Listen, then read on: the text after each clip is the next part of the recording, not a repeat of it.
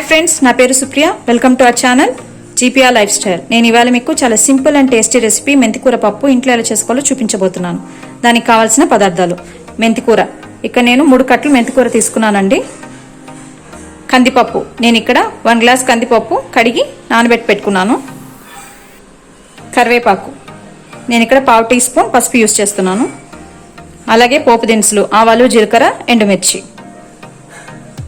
Onions, నేను ఇక్కడ 2 medium size onions cut చేసి పెట్టుకున్నానండి. టమాటాలు, నేను ఇక్కడ 2 మీడియం సైజ్ టమాటాలు కూడా కట్ చేసి పెట్టుకున్నాను. పచ్చిమిర్చి, నేను ఇక్కడ ఒక 7 పచ్చిమిర్చి కట్ చేసి పెట్టుకున్నానండి. ఆయిల్, నేను ఇక్కడ 2 టేబుల్ స్పూన్స్ వరకు ఆయిల్ తీసుకున్నాను అండి. అలాగే చింతపండు, ఒక చిన్న నిమ్మకాయ సైజ్ అంతా చింతపండు నేను నానబెట్టి పెట్టుకున్నాను. సాల్ట్, నేను ఇక్కడ 1 టేబుల్ స్పూన్ వరకు సాల్ట్ యాడ్ చేసుకుంటున్నానండి. ఇంకా మనం నెక్స్ట్ ప్రాసెస్లోకి వెళ్ళిపోదాం. ముందుగా కుక్కర్ తీసుకున్నానండి. అందులో నేను నానబెట్టి పెట్టుకున్న కందిపప్పుని యాడ్ చేసుకున్నాను. అలాగే 1 గ్లాస్ వాటర్ ఇందులోకి యాడ్ చేశాను. ఇప్పుడు మనం ఆనియన్స్ కూడా ఇందులోకి యాడ్ చేసుకోవాలి.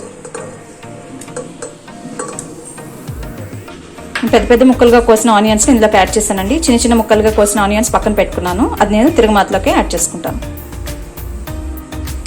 నెక్స్ట్ ఇప్పుడు టమాటోలు కూడా ఇందులోకి యాడ్ చేసుకోవాలి.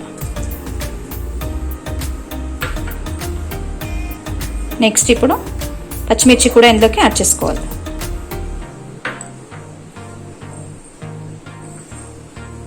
పసుపు కూడా ఇందులోకి యాడ్ చేసేసుకుంటున్నాం.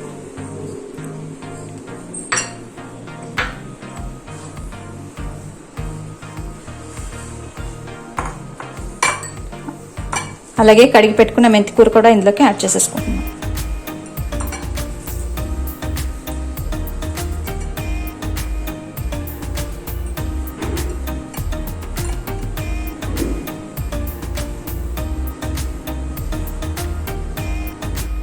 అలాగే చింతపండు కూడా ఇందులోకి యాడ్ చేసేసుకుంటున్నాం.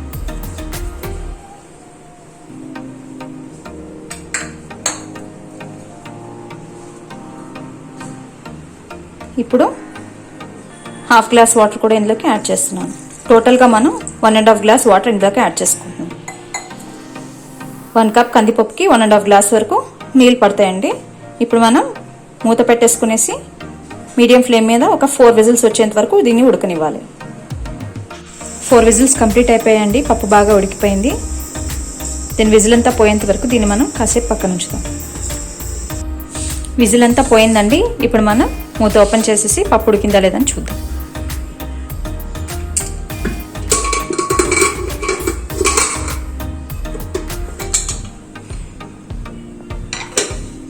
చూస్తున్నారు కదా, పప్పు బాగా ఉడికిపోయిందండి. ఇందులోకి మనం సరిపడా సాల్ట్ యాడ్ చేసుకోవాలి. నేను ఇక్కడ 1 టేబుల్ స్పూన్ వరకు సాల్ట్ యాడ్ చేస్తున్నాను.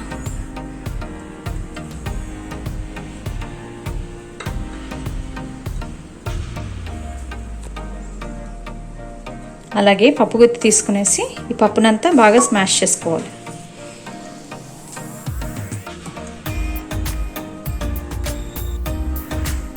చూస్తున్నారు కదండి, పప్పునంతా నేను బాగా మెదిపేసుకున్నాను. ఇప్పుడు మనం తిరగమాత ఎలా చేయాలో చూద్దాం. పోపు కోసం ముందుగా స్టవ్ ఆన్ చేసి కడాయి పెట్టి అది కొంచెం హీట్ అయ్యాక అందులో మనం 2 టేబుల్ స్పూన్స్ వరకు ఆయిల్ వేయాలి.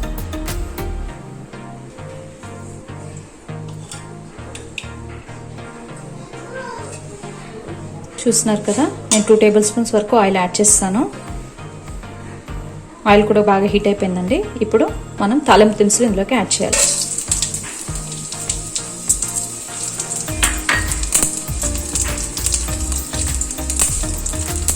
నేను ఇక్కడ ఆవాలు, జీలకర్ర, ఎండుమిర్చి అలాగే వెల్లుల్లి వేసి వేపుతున్నానండి. ఇవి బాగా వేగనివ్వాలి.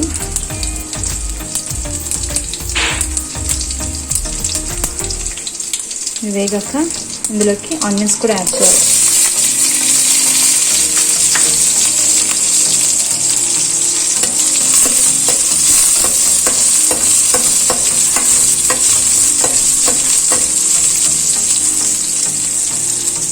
ఇవి కొంచెం వేగాక ఇందులోకి కరివేపాకు కూడా యాడ్ చేయాలి.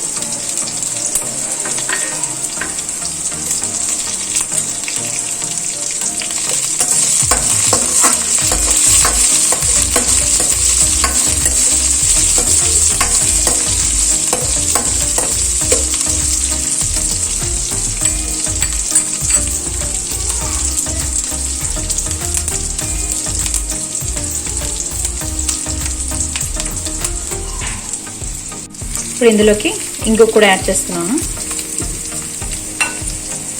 ఇవన్నీ కలిసేట్టుగా బాగా మిక్స్ చేసుకోవాలి.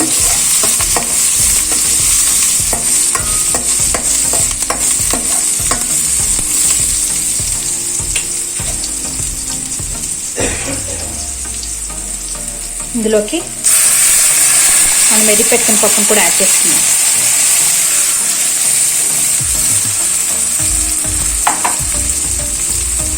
అంతా కలిసేట్టుగా ఒకసారి మిక్స్ చేసుకోవాలి.